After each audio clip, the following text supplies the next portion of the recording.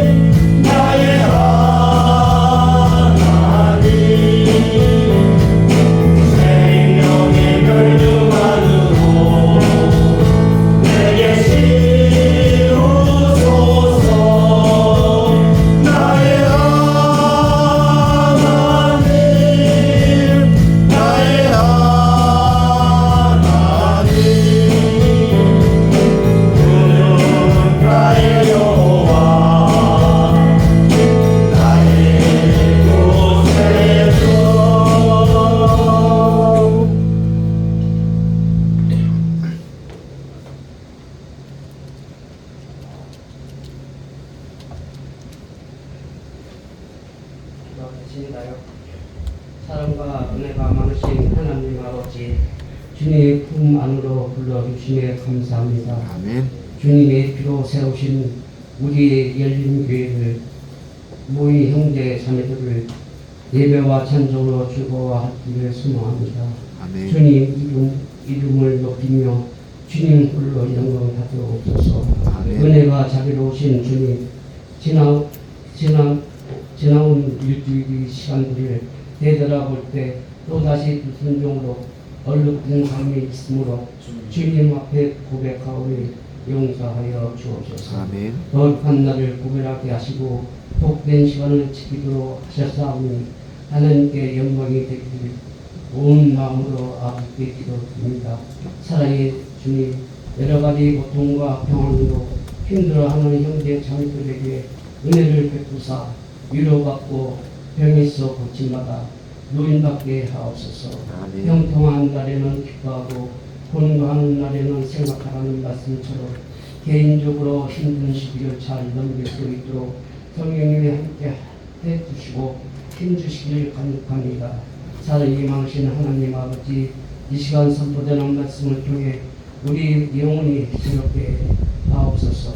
아멘. 주님의 말씀이 우리 마음이 깊이 새겨져 삶의 모든 영역에서 변화를 일으키게 하옵소서. 아멘. 우리가 말씀을 듣고 깨닫는데 그치지 않고 그 말씀대로 살아가며 열매 맺는 삶을 살게 하옵소서. 아멘. 성령님의 도우심으로 말씀의 능력이 우리 안에서 역사하여 우리 생각과 행동이 그리스도의 형상을 닮아가게 하옵소서. 주님, 우리 부천예배당 열린교회를 기억하여 주시옵소서. 아멘. 말씀에 살아 숨쉬는 교회가 되게 하시고 말씀대로 순종하는 교회가 되게 하옵소서.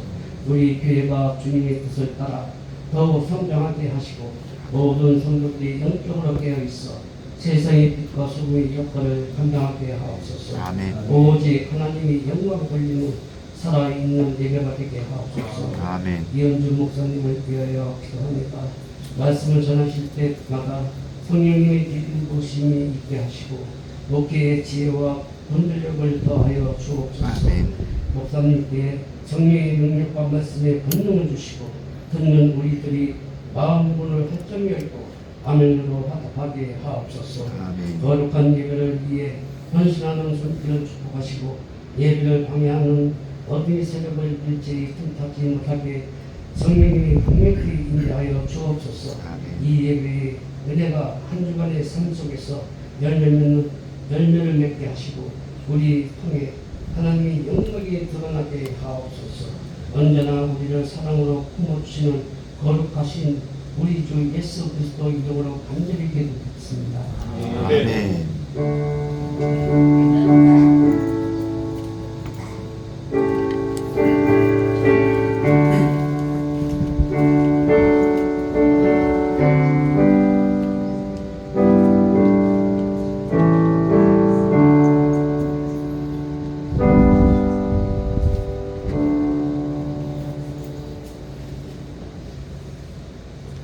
하나님 말씀을 합독하겠습니다.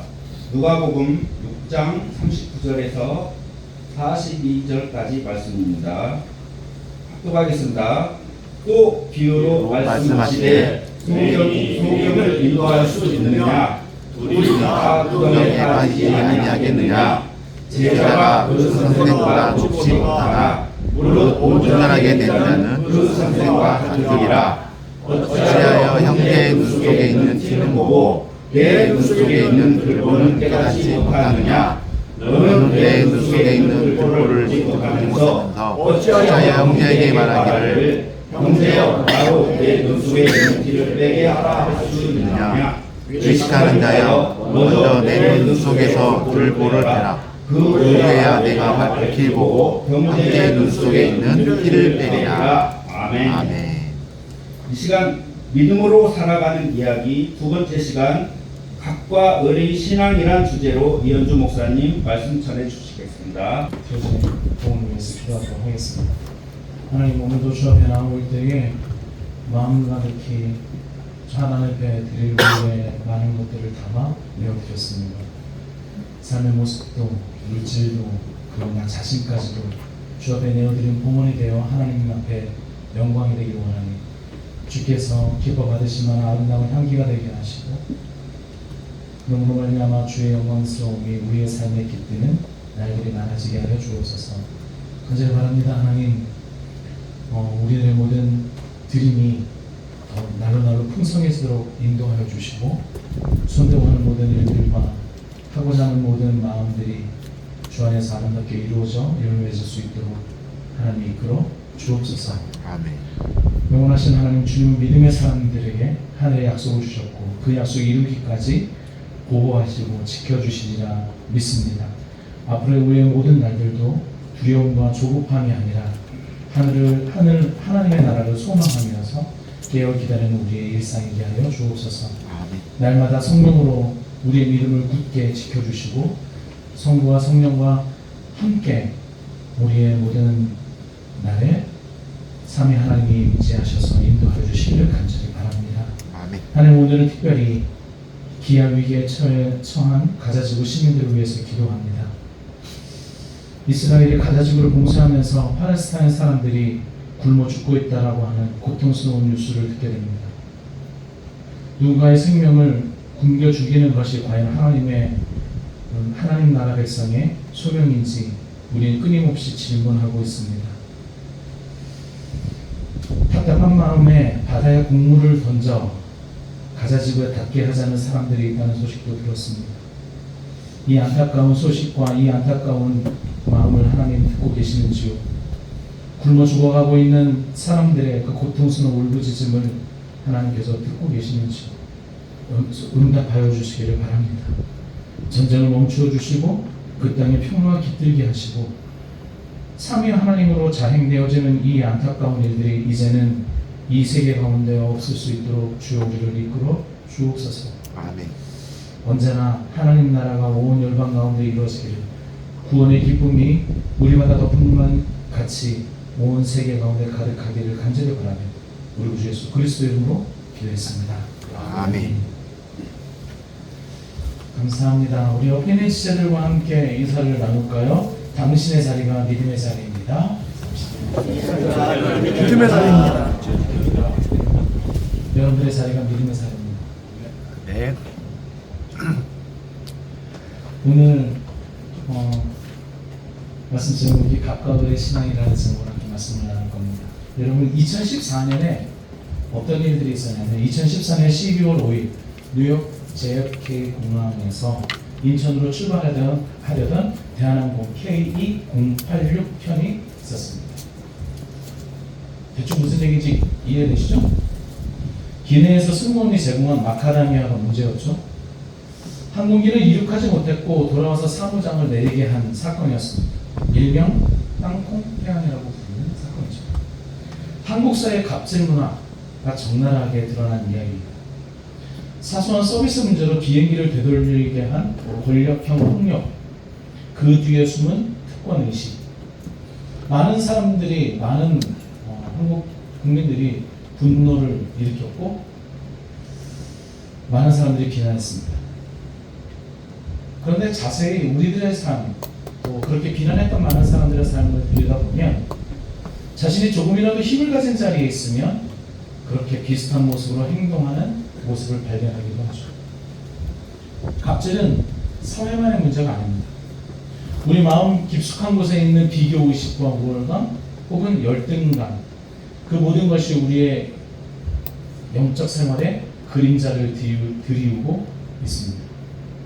갑질 본능은 믿음의 삶에서도 동일하게 드러납니다. 갑을 구조가 교회 안에 있고 스며드는 것이죠.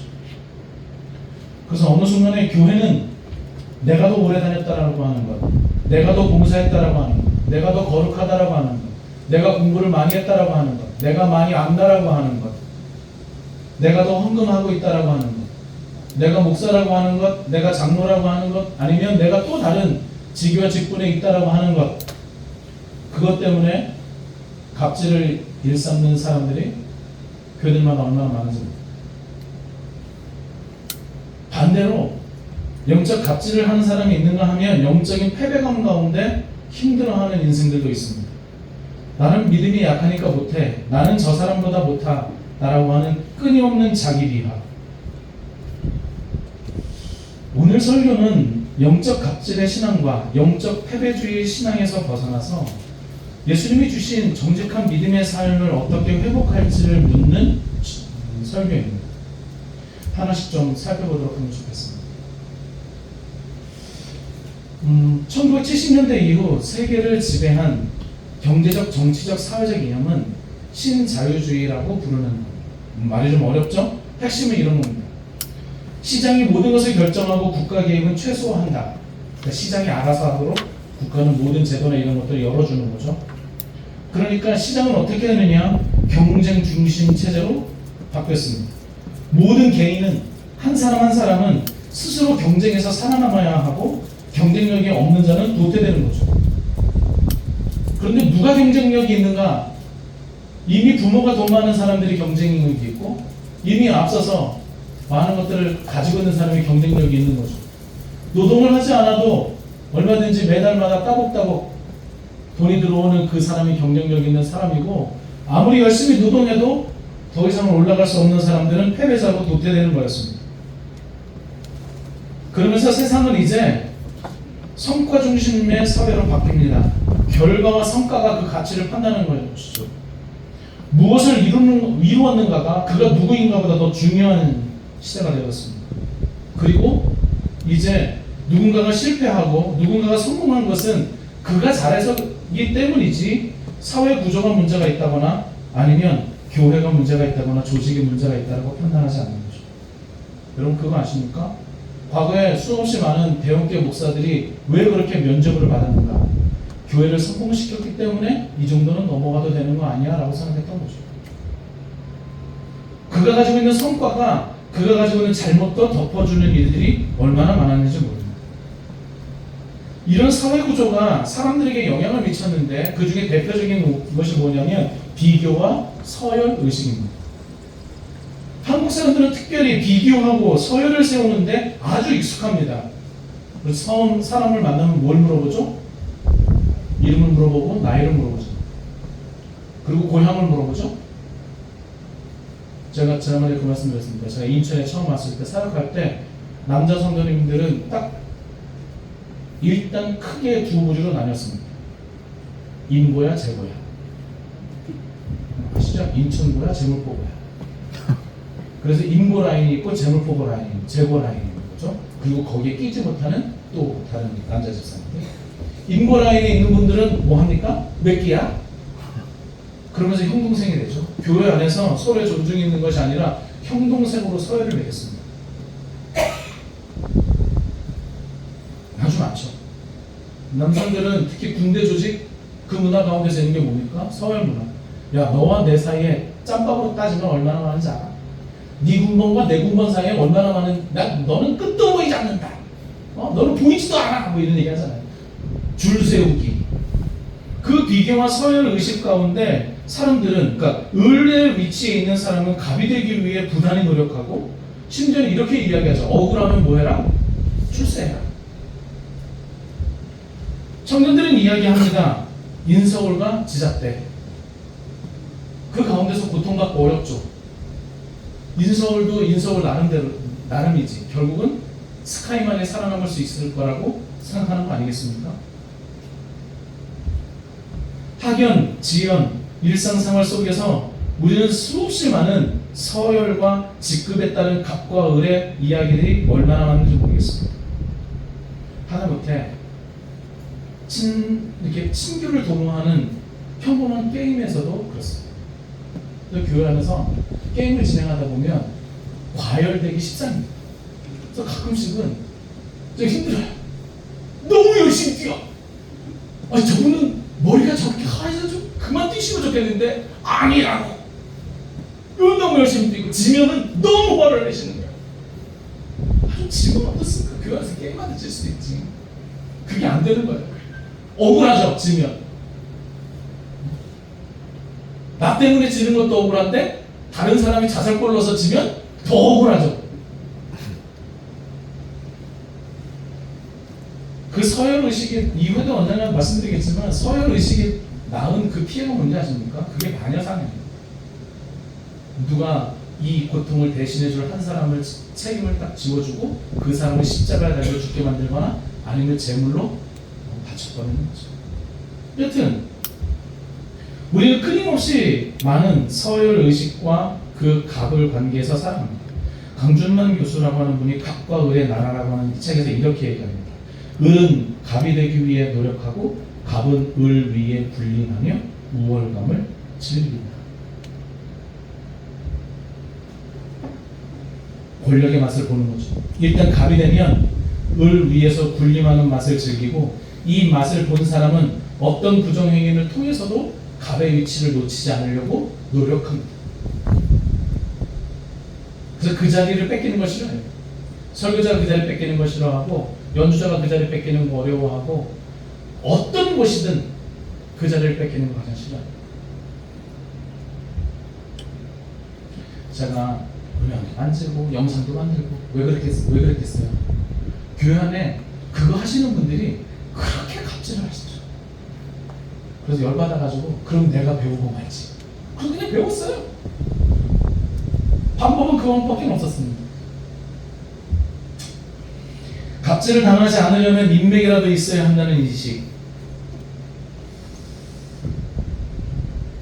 어른들은 어른들대로 그렇다고 치지만 청년들과 아이들은 무슨 문제가 있을까요? 요즘 아시잖아요. 요즘 개근상 개근거지라고 부르는 거. 그죠? 개근하는 아이들은 여행도 못 가기 때문에 예전에는 휴먼거지 그랬는데 지금은 개근거지가 그렇게 유행한 거예요. 그 모든 인식 속에 사람들을 서열을 매기고 비교하고 누군가는 우월하고 누군가는 패배주의에 휩싸이는 거죠. 그런데 그게 사회만 있는 것이 아니라 교회에도 있습니다. 성경의 가르침을 좀 보도록 합시다. 누가복음 6장 39절부터 오늘 보았던 42절의 말씀은 영적인 우월주의, 즉 갑의 교만에 대한 이야기입니다. 말씀을 보면 이렇게 이야기하고 있습니다. 39절 함께 읽어볼까요? 시작. 또 비유로 말씀하시되 맹인이 맹인을 인도할 수 있느냐? 둘이 다 구덩이에 빠지지 아니하겠느냐? 눈이 먼 사람은 눈 먼 사람을 인도할 수 없습니다. 둘 다 구덩이에 빠지는 거죠. 소경이라고 하는 이 단어, 맹인이라고 하는 이 단어는 성경에서는 종종 자주 그리고 영적인 무지를 상징하는 의미이기도 합니다. 인도하다라고 하는 것은 뭡니까? 영적으로 지도자고 교사고 리더 역할을 하는 거죠. 남을 지도하는 것, 남을 판단해 주는 것. 예수님이 이 구절을 통해서 이런 위험을 지적하는 거죠. 자신의 상태도 잘 모르는 사람이 다른 사람을 지도하고 다른 사람을 인도하고 다른 사람들에게 간섭할 때 결국 둘 다 잘못된 방향으로 나아가는 겁니다. 영적으로 무지한 사람이 남을 가르치는 것, 그것만큼 위험한 것이 없습니다. 내 개인적인 확신, 개인의 신념, 그것으로 다른 사람을 가르치려고 할 때 얼마나 큰 위선과 교만이 되는지 모릅니다.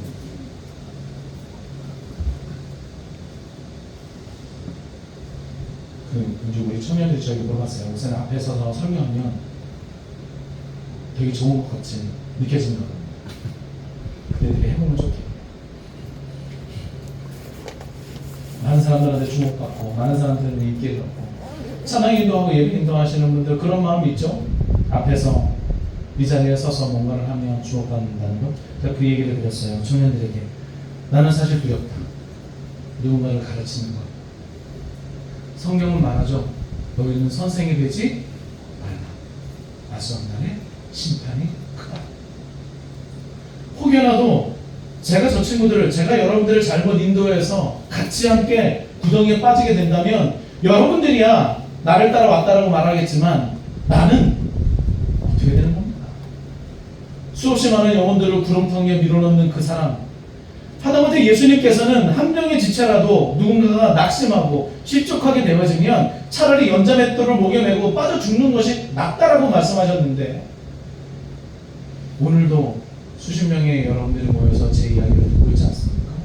신뢰하고 믿어주고 이 자리가 얼마나 두려운 자리인지 모르겠습니다. 그런데 이 자리에 서 있는 사람이 교만함으로 괜히 여러분들에게 여러분들의 삶을 다 아는 듯이, 여러분들의 어렵고 힘든 여러분들의 마음을 다 아는 듯이, 때로는 괴롭고 힘든 여러분들의 삶의 모든 것을 다 아는 듯이 기도하면 다 되고 말씀이면 다 되고. 죄송하지만 제가 그런 얘기를 잘 못해서요. 그래서 좋은 설교자가, 근래 많은 사람들이 이야기하는 좋은 설교자가 못 되는 것 같습니다.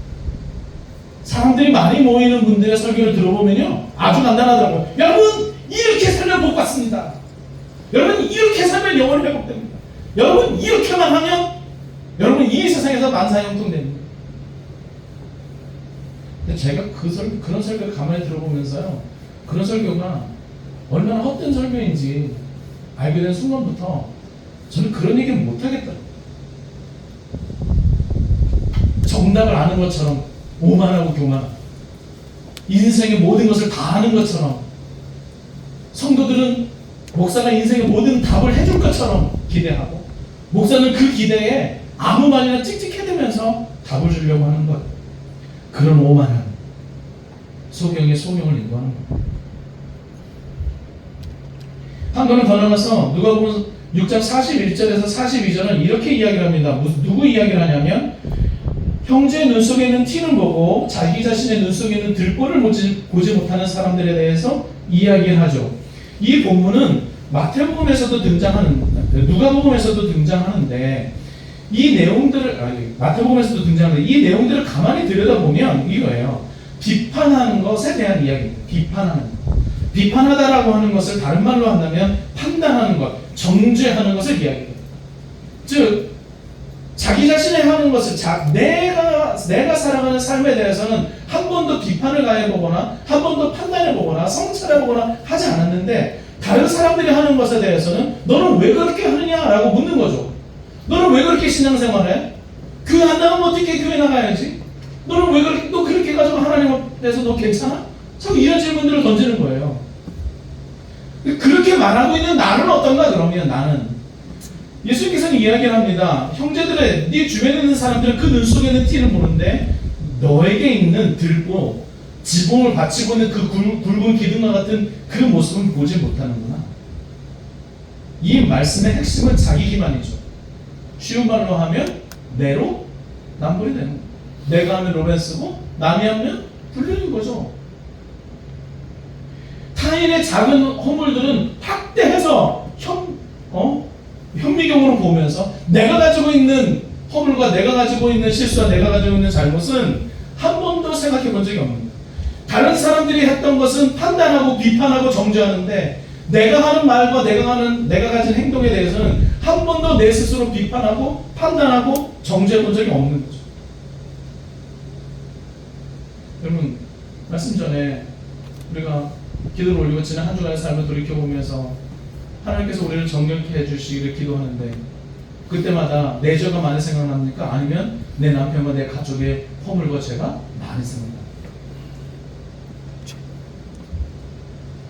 교회가 이렇게 되고 여러 가지 어려움 가운데, 혹은 앞으로 나가는 데 있어서 잘 안 되는 것처럼 보여질 때, 여러분, 내가 실수하고 내가 무기력했던 것이 크게 보입니까? 아니면 다른 사람들의 것이 크게 보입니까?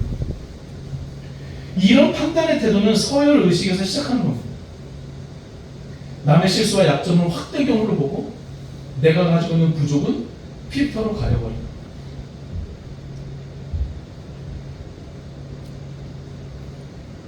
여러분, 믿음이 깊은 척하면서 실은 타인을 깎아내려야 나를 세우는 그 가대의 신앙, 그런 신앙을 이제는 좀 벗어나면 좋겠습니다.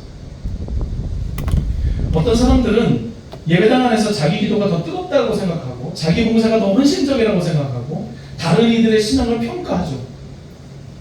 여러분, 청년들의 신앙과 여러분들의 자녀들의 신앙을 평가하지 마세요.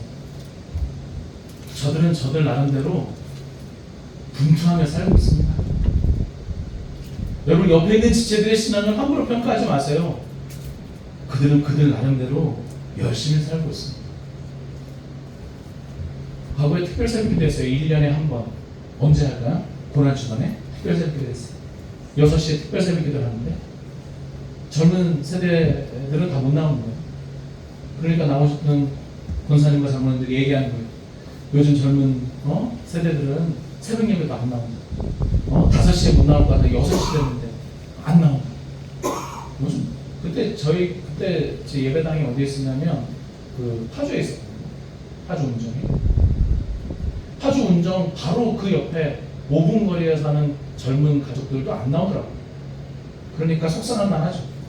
근데 더 중요한 건 뭔지 아십니까? 그 집에 사는 사람들은 아침 6시에는 서울로 나가는 광역버스를 타야만 하는 사람들이 있어요. 6시에는 출근해야 되는 버스를 타고. 그도 그 나름대로의 삶을 열심히 사는 거죠.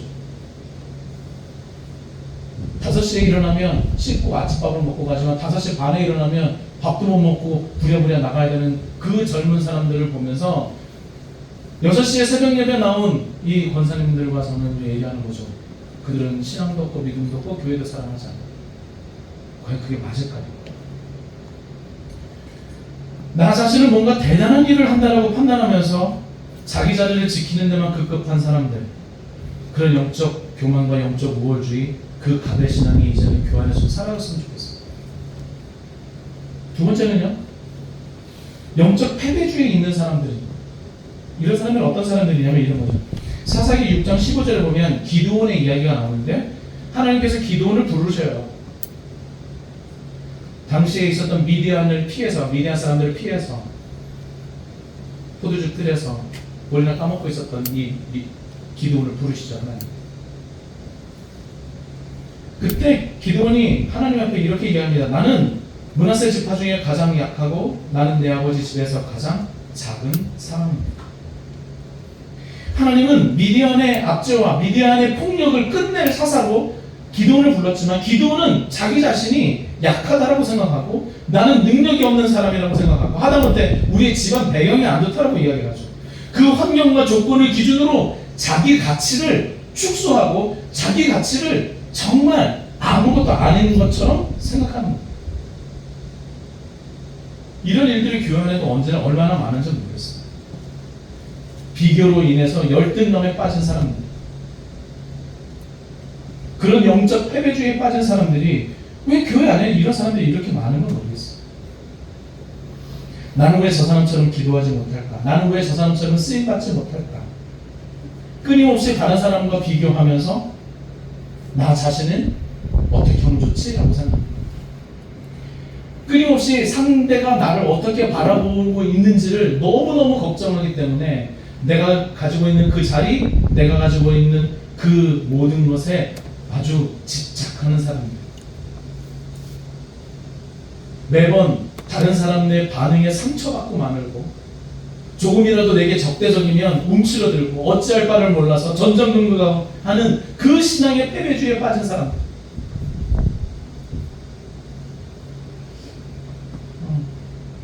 왜 이런 영적 패배주의에 빠지냐면요, 이런 거예요. 나라고 하는 나의 존재를 하나님의 기준에서 나를 바라보는 것이 아니고 자꾸 다른 사람이 나를 바라보는 것이 어떠할까라고 하는 것에 대한 기준을 두기 때문에 그렇습니다. 내 정체성의 기반은 하나님이 아니라 타일 때 그런 거죠. 자꾸 다른 사람이 나를 판단하고 다른 사람이 나에 대해서 이야기하는 것에 흔들려요. 다른 사람들이 나를 뭐라고 말할까? 그거에 나는 너무 쉽게 상처받는 거죠. 그러니까 교회 안에서 뭔가 완벽하게 하려고 그러고 뭔가 내가 하는 것에 대해서 최선을 다하는 거예요. 이런 사람은 어떤 사람인지 아세요? 열심히 수고했는데 옆에서 누군가 칭찬해 주지 않으면 상처받아요. 열심히 일해놓고 누군가 옆에서 쿡 찌르면 상처받아요. 열심히 신앙생활하고 열심히 봉사하고 열심히 희생하고 열심히 헌금하고 열심히 주의를 위해서 감당했는데 옆에서 누군가 한번 쿡 찌르면 상처받아가지고 어쩔 줄 몰라요. 그 영적 패배, 이게 열등감 가운데 있기 때문에 그래요. 그게 사라지면 안 된다고 생각하는 거죠.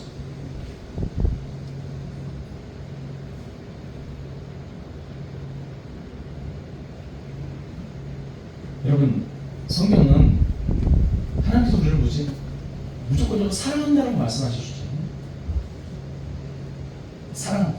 너는 귀한 존재다. 이렇게 불러주셨잖아요. 근데 하나님이 나를 향해서 귀한 존재다 그렇게 여겨주시는 것보다 저 사람이 나를 향해서 뭐라고 말하는지가 내게는 더 중요해요. 그 사람이 나에 대해서 좋다라고 말할 때 나는 안정감을 느끼고, 저 사람이 나에 대해서 조금이라도 비판하면 불편해. 그러니까 대화가 안 되고 회의를 할 수 없는 거예요. 헨리 나우엔이라는 분이 이렇게 이야기했습니다. 잘 들어보세요. 우리는 종종 내가 무엇을 가지고 있느냐, 무엇을 할 수 있느냐, 그리고 사람들이 나를 어떻게 생각하느냐로 자기를 정의합니다. 내가 무엇을 가지고 있느냐, 내가 무엇을 할 수 있느냐, 사람들이 나를 어떻게 생각하느냐로 나를 정의합니다. 그렇기 때문에 내가 가진 게 없으면 절망하고, 내가 무엇을 할 수 없는 상황이 되면 절망하고, 사람들이 나를 좋지 않게 생각하면 절망해버립니다. 그러니까 계속해서 이렇게 이야기합니다. 이 세 가지가 무너질 때 우리는 쉽게 열등감과 무가치함에 빠집니다. 저와 여러분들의 신앙생활도 그렇게 하고 있는 거 아닙니까? 내가 뭘 가지고 있는지, 그래도 뭘 많이 해야 되는 거 아니요? 내가 무엇을 할 수 있는지, 이제 난 늙어서 아무것도 못하겠고. 늙어서 못하는 게 어디 있어요? 사람들이 나를 그냥 너무 그렇게 봐요. 뒤에서 내 얘기를 되게 많이 해서 이제 내가 앞에서 목사님 뭐 하기가 너무 어려워요. 왜 사람들 눈치 보면서 주의를 합니까? 우리가 언제부터 그랬어요? 하나님은 우리를 존귀하게 여기시는데 우리들 스스로가 그렇게 이야기하고 있는 거죠. 그러면서 교회는 끊임없이 신앙의 성과주의를 이야기합니다. 자꾸 주의 얘기해서 죄송한데요. 그러니까 무슨 얘기냐면 이런 거예요. 사역의 열매가 있어야 인정해 주는 거예요. 전도 많이 하면 연말에 뭐 해줘요? 예전에 금식돈. 제가 가끔씩 그 얘기하잖아요. 예전에 제가 부사역자로 교육 이렇게 있을 때 1000일 새벽기도 했어요. 1000일 새벽기도에 1000일. 뭐 명절이고 뭐 없어요. 1000일. 웃긴 거는 담임 목사님도 1000일 못 채우셨어요. 그 1000일 다 채우신 분은 100일째를 기준으로 100일째를 채우는 사람들마다 동판에 이름을 새겨서 붙여줬습니다. 교회 간판에 1일부터 100일 쫙 100일부터 200일 사람들이 동판이 어떻게 버벅하잖아요. 그죠? 자기 이름 딱 새깁니다. 그 끝내 하신 분들이 제가 알기로는 이후에 교회 6분? 열심히 하시는 거 그걸 누가 그걸 나쁘다고 이야기하는 게 아니고, 그렇게 해서 사람들로 하여금 누군가는 잘했기 때문에 우월하다라고 생각하고 누구는 그걸 못했기 때문에 패배주의에 빠지는 것, 그렇게 해서 그것을 순서를 매기고 1번부터 100번까지 성도들의 순서를 매기고, 누군가는 자책에 빠지고 누군가는 열등감에 빠지고, 누구는 나는 포기. 왜 그걸 100일마다 끊었는지 아세요? 제가 100일 중간에 못 하루 빠지게 되면 뭐예요? 포기하잖아요. 그러니까 저 100일째 되면 다시 얘기합니다. 여러분 다시 100일째가 시작이 됐습니다. 다시 여러분 100일만 여러분 하시면 동판에 여러분들의 이름이 꽉 새겨집니다. 100일만 여러분 나오세요. 이번에도 실패했으니까 이제 201일부터 300일 또 있습니다. 우리에게는.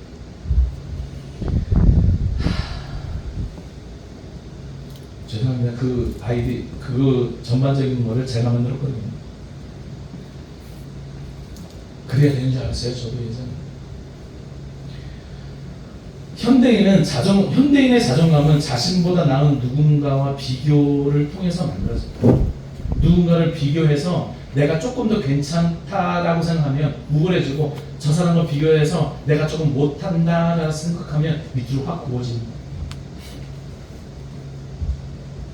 근데 이 모든 일들을 어디서 만들고 있느냐? 영적 공동체는 교회 안에서 그런 서열 문화를 만들고, 영적인 강자와 약자를 만들고, 믿음을 측정하게 만들고. 저 믿음을 측정하게 만드는 거 이게 너무, 누구의 믿음을 어떻게 측정합니까? 여러분 사랑이 측정이 됩니까? 그럼 믿음을 자꾸 측정하게 만들어요. 죄송한 얘기지만 자꾸 그 믿음을 측정하게 만들어서 서열을 매기는 것. 그래서 누군가를 의로운 자로, 누군가는 헌신 많이 한 자로, 누군가는 교회에서 괜찮은 자로 만들고 그렇지 못한 자로 또 누군가에게는 낙인 찍어버립니다. 그래서 묵묵히 순종하는 이들보다는 눈에 띄는 일을 잘하는 사람들이 교회 안에서는 신앙생활을 잘하는 거예요. 여러분 신앙생활 잘한다는 이야기 듣고 싶습니까? 눈에 띄는 일을 하십니다. 아무도 안 할 때 갑자기 걸레를 빨아 청소를 하시기 시작하는 거예요. 모두 다 같이 운영위원장님, 자 오늘은 점심 먹고 교회 청소하겠습니다. 그러면 눈에 띄지 않아. 왜? 모두가 다 청소하니까. 모두가 안 할 때 하시면 돼요. 그러면 티가 확 나. 그럼 옆에서 누군가 얘기했죠. 어머 목사님, 날도 더운데 그래도 이렇게 청소하고 계시네?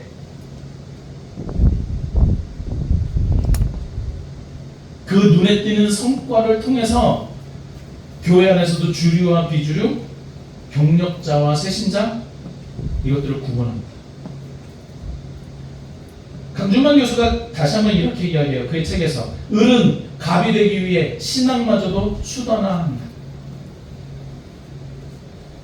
바깥에서는 을로 살아가는데 교회에서는 신앙의 갑은 되고 싶은 거죠. 신앙의 갑. 이쪽에서는 내가 을이기 때문에 맨날 꾹으로 살다가 이쪽으로 오면 그래도 내가 어깨 좀 힘 빡 주고 그러고 살고 싶은 거예요. 거기에 기사가 났었어요. 무슨 기사가 났냐면 아파트 경비원 갑질한 사람에 대한 기사가 났는데 그 갑질한 그 사람이 다른 아파트 경비원이었어요. 무슨 말씀인지 아시죠? 이해가 되세요? 다른 아파트에서는 내가 일하는 그 아파트에서는 내가 경비원이니까 내가 언제나 뭐였어요? 을이었어. 그러다가 내 아파트로 오면 뭐 하는 거예요? 갑질을 하는 거예요. 우리 아파트 경비원이. 신앙도 그런 거예요. 바깥에서는 다 꾸겨져 사는 인생이 교회 오면 왜 그렇게 독설을 내뱉고 왜 그렇게 큰 소리 치고 왜 그런지 몰라요. 갑이 되고 싶은 마음.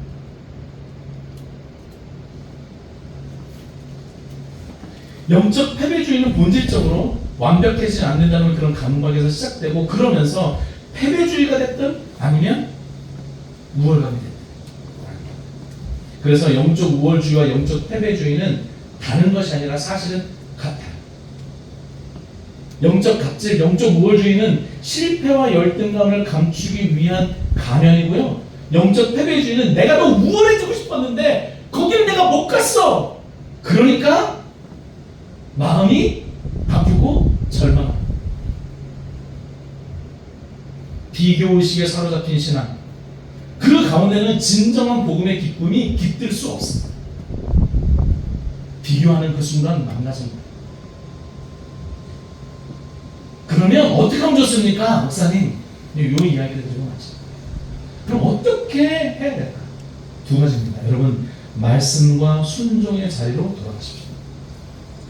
이게 영적인 교만과 영적인 패배주의를 이겨내는 유일한 방법입니다. 성경은 거울입니다. 거울. 근데 그 성경 그 거울로 항상 뭐예요? 다른 사람에게 비춰줘. 야, 너 봐봐 이 거울 좀. 그렇게 살면 되니? 그렇게 사시면 됩니까?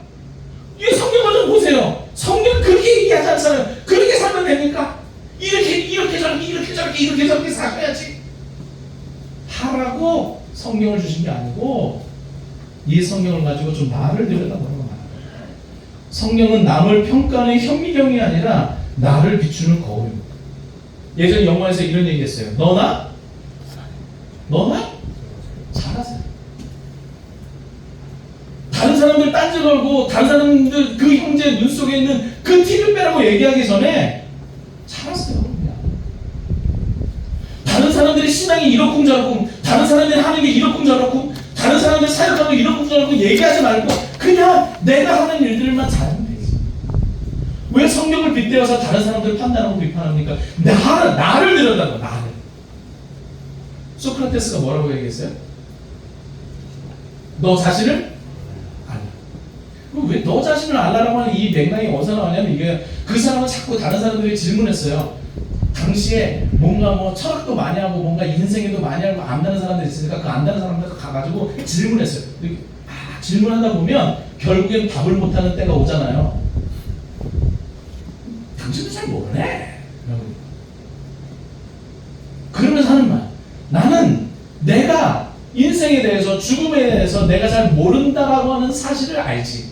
근데 너는 네가 모른다라고 하는 사실을 모르니 내가 모른다라고 하는 사실을 알고 있는 내가 조금 더, 너도 네 자신을 좀 알아라. 네가 무지하고 네가 못났고 너도 잘 모른다라고 하는 그 사실을 좀 알라고. 그가 그렇게 얘기하는 거예요. 저도 얘기하고 싶어요. 많은 목사님들에게, 혹은 나 자신에게도 너 자신을 좀 알아. 내가 얼마나 부족하고 연약하고, 내가 얼마나 은혜가 필요한 사람인지, 내가 어떤 사람인지 좀 아시라. 말씀 앞에서 나의 들보를 볼 수 있어야 돼요. 나의 들보. 응? 내 가정도 다 망가지면서 누구 가정을 이야기하겠어요? 제가 우리 애들 있는 동안에 되도록이면 주말에 안 잡으려고 노력하고 하거든요. 애들이랑 같이 밥 먹을 시간이 주말밖에 없어요. 쟤네들 좀 있으면 또 갈 거거든요. 군대도 가야 되고. 그럼 시간은 많겠지. 여러분 생각해보세요. 목사 자녀, 목사 가정도 제대로 하지 않는데 누구 가정을 감나라 배나라 합니까? 잘 들여다보세요. 그냥 그 가정이 어떤지, 그 목사의 가정이, 그 장로님의 가정이, 아니면 그 권사님의 가정이, 그 집사님의 가정이 어떠한지. 본인 가정도 제대로 잘 안 되는데 누구 가정에 대해서 뭘 얘기해 줄 수 있냐고. 아무 얘기할 수 있는 게 없는 거예요. 제가 제 아이들과 우리 가족도 제대로 못 지키면서 누구 가정을 지키겠다고 나서겠어요. 아픈 일들도 많고 어려운 일들도 많으나, 그러나 고군분투하고 있는 거예요. 저는 하나님 말씀을 비추면 나를 비춰야 되겠어요. 두 번째는요, 여러분, 진실한 순종이 필요해요. 진실한 순종. 누가복음 17장 7절 10절 말씀이에요. 잘 들어보세요. 너희 중에 누구에게 밭을 갈거나 양을 치거나 하는 종이 있어요. 밭을 갈고 양을 치는 종. 밭에서 돌아오면 그대로 곧 와 앉아서 먹으라 말할 자가 있다. 바깥에서 일하고 왔는데 그 종에게 야 너무 고생했어, 와서 밥 먹어 라고 말할 주인이 어디 있겠어요. 도리어 그대로 내 먹을 것을 준비하고 띠를 띠고 내가 먹고 마시는 동안에 수종 들고 너는 그 후에 먹고 마시라 하지 않겠느냐. 그 종에게 이야기할 거예요. 주인이 얘기하죠. 일하고 왔구나. 야 이제 저녁 차려. 밥 차려. 밥 차리고 내가 밥 먹는 동안 옆에서 수종 들고 있어. 내가 물 달라고 물 갖다 주고. 그 주인이 하는 거예요. 명한 대로 하였다라고 해서 종에게 감사하겠느냐? 내가 이렇게 주인이 시켰는데 그 시킨 일을 종이 했다라고 해서 너는 이 일들을 잘해서 너는 정말 나는 너에게 너무 감사해라고 말하는 주인이 없겠죠. 그러고 나서 이렇게 예수님 말씀하십니다. 이와 같이 너희도 명령받은 것을 다 행한 후에 이르기를 우리는 무익한 종이라 우리가 하여야 할 일을 한 것뿐이니라 하였습니다. 이 무슨 말이에요? 예수님 우리에게 너희가 명령받은 그 일을 다 행한 후에 말하기를 내가 예수님 내가 사는 동안요 내가 한 100년을 내가 전도하고요 내가 열심히 성경 공부하고요 내가 열심히 내가 헌신하고요 내가 열심히 인생하고요 내가 열심히 헌금하고요 내가 그랬어요. 그렇게 말하라고 우리가 이야기하신 게 아니고 우리는 무익한 종이라 하여야 할 일을 한 것뿐입니다.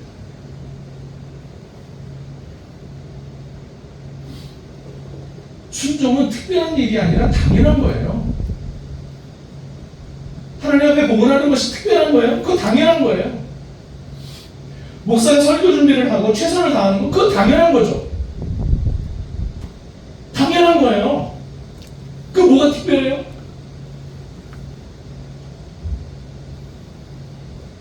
때로는 그 자리에 물러나는 것도 당연한 거예요. 물러날 때 안 물러나는 것도 오만입니다. 많은 원로 목사님과 의대 목사님이 자기가 하는 그 선교자 자리, 이 강단에서 자기 존재를 찾으려고 고집하니까 안 물러나잖아요. 그러니까 문제 생기잖아요. 그 비단 목사뿐만 아닙니까? 앞에서는 찬양팀도 예배인도 자도 뭐 하는 사람도 뭐 연주자도 방송실도 어디에 있는 분들 다 마찬가지. 나의 쓸모가 있어서 써주면 감사하고 이제 쓸모가 다해서 물러나야 되면 물러나는 것도 감사하고 내가 할 일을 하고 있는 것뿐이에요.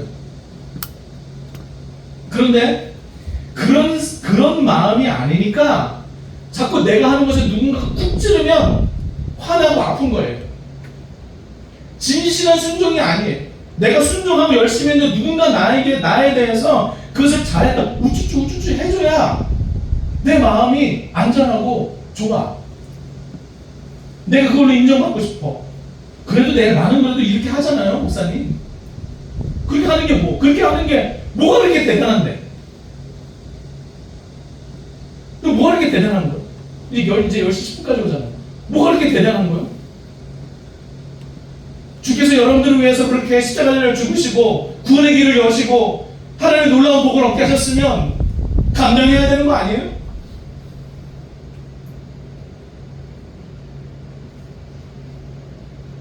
제가 차는 못 부르는 찬양이 있어요. 부름받아 나서리고 어디든지 가오리다. 정말 어디든지 가실 마음 있으세요? 이름 없이 빛도 없이 내가 순종하겠다는 거예요. 그래도 주 앞에서 일하려면 이름도 나고 멋져야 되잖아요. 반짝거리고 내가 좀 앞에서 드러나고.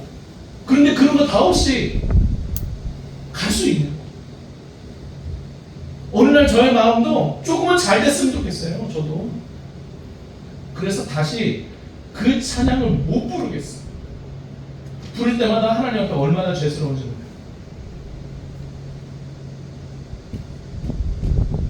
바글고짝 빈들에도 감사하면서 가겠다고. 바글고짝 빈들 다 피해가고 계시는 거 아닙니까? 누군가가 좁은 길 가자 그러면 피해가고 싶고 머뭇거리고 싶고 안 가고 싶고 그래서 그렇게 가고 있으면 영적 교만해가지고 때로는 영적 절망에 빠지는 패배주의. 남보다 더 잘하려고 하는 갑의 교만도 남보다 못하다고 하는 을의 열등감도 버리고 오늘 내게 주어진 자리에서 진실하게 순종하는 것. 나는 우리 큰 종이죠.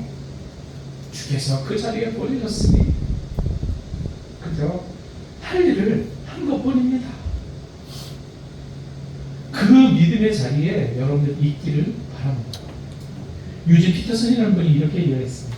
영성은 짧은 성과를 거두는 경쟁이 아니라 오랜 시간 진실하게 하나님과 동행하는 것이다.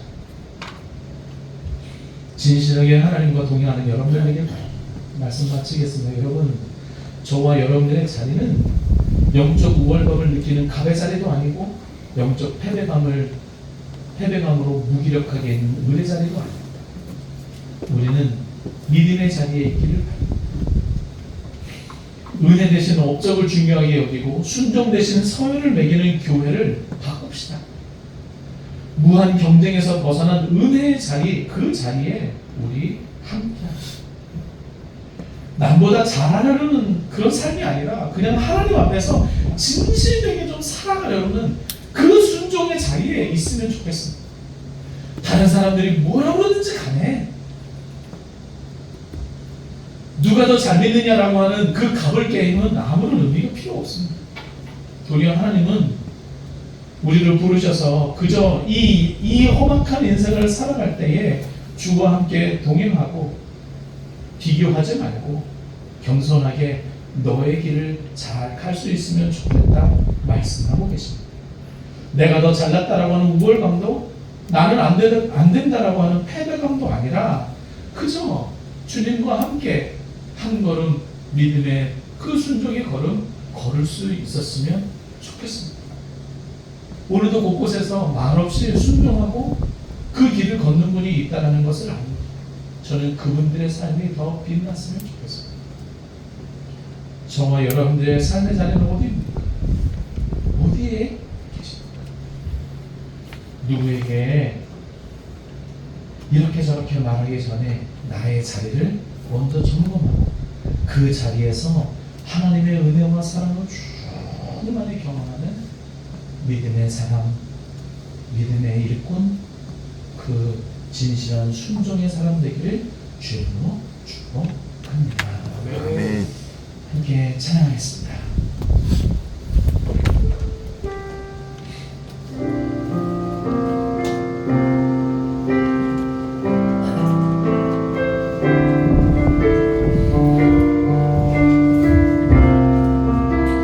우리가 지난주 함께 불렀던 찬양이에요. 이 찬양 뒤에 가사 여러분 기억나시나요? 우리는 무명하나 죽음의 위기 가운데 있으나 근심하나 가난하나.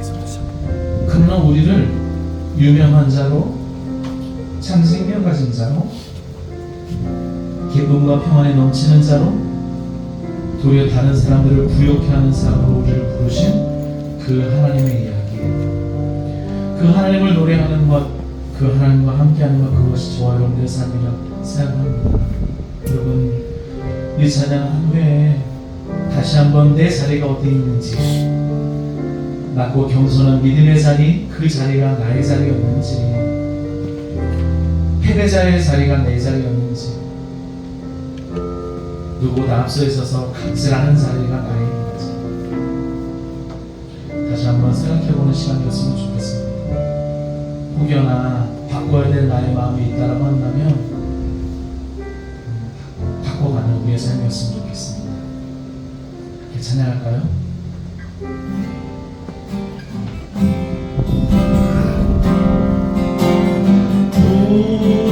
우리는 유명한 자요 죽음의 위기 속에도 참 생명 가졌고 근심만 기뻐하며 가난하나 하는 일에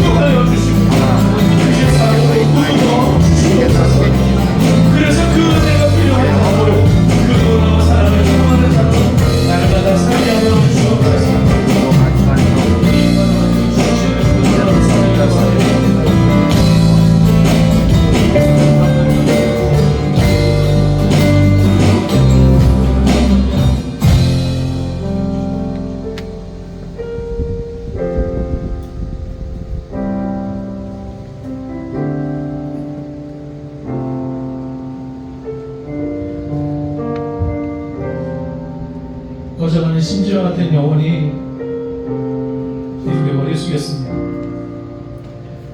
상한 갈대와 같이 상처나고 모나고 비뚤어져 버린 나의 마음, 그런 마음을 가진 자가 고개 숙여 기도합니다. 하나님, 우리를 도와주시고 우리에게 크신 은혜를 더하여 주옵소서.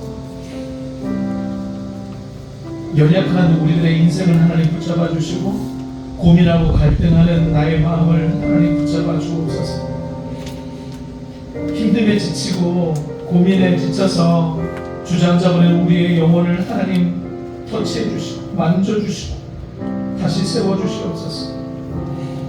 누군가의 잘못과 누군가의 영혼과 누군가의 일상을 비난하고 훈수두며 살았던 그 지난날, 그러나 정작 알고 보면 나 자신도 끊임없이 무너져 버렸던 그 모든 순간들, 이제는 누군가를 말하기 전에 나 자신의 모습을 먼저 주 앞에 드리며 하나님의 은혜를 구하니 주여 우리들과 함께 하시고 이 연약한 영혼을 붙잡아 주옵소서. 아멘.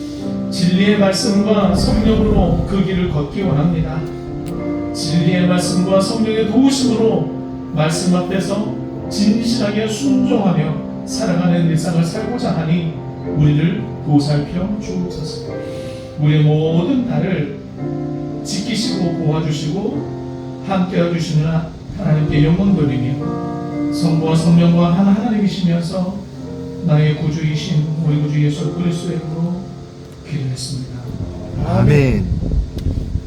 함께 자리에서 일어나셔서 살아계신 주 찬양하도록 하겠습니다. 살아계신 주 나의 삶의 소망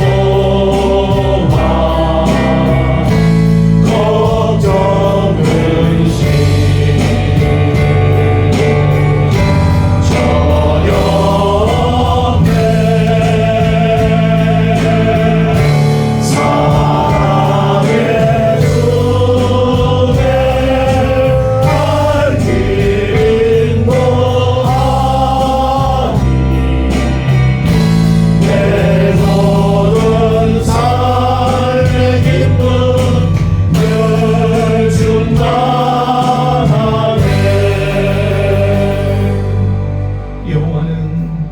내게 복을 주시고 너를 지키시기를 원하며 여호와는 그 얼굴을 내게 비추사 은혜 베푸시기를 원하며 여호와는 그 얼굴을 내게 향하여 되사 평강 주시기를 원하노라.